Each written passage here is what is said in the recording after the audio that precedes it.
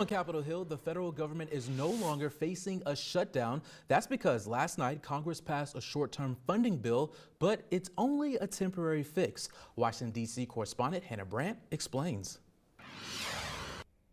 This funding bill keeps money flowing to federal agencies through the election, but it ends December 20th, setting up a holiday funding fight.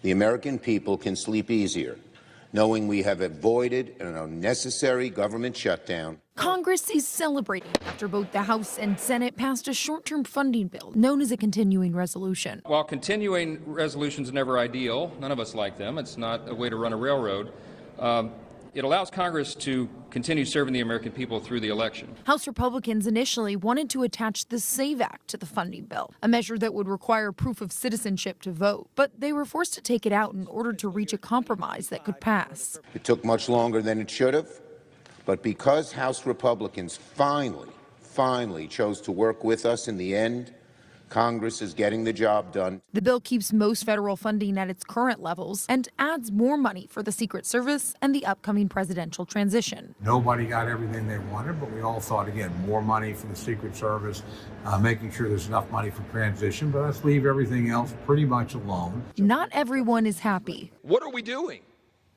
I mean, it's absurd. We irresponsibly continue to spend money that we do not have. But the fight over what to cut and where to spend will continue as lawmakers now have more time to figure out a long-term budget. Now we can get going in earnest on hammering out bipartisan full-year funding bills, including providing long overdue disaster assistance. Right now, though, lawmakers are rushing back to their districts to hit the campaign trail with less than 6 weeks to go until Election Day.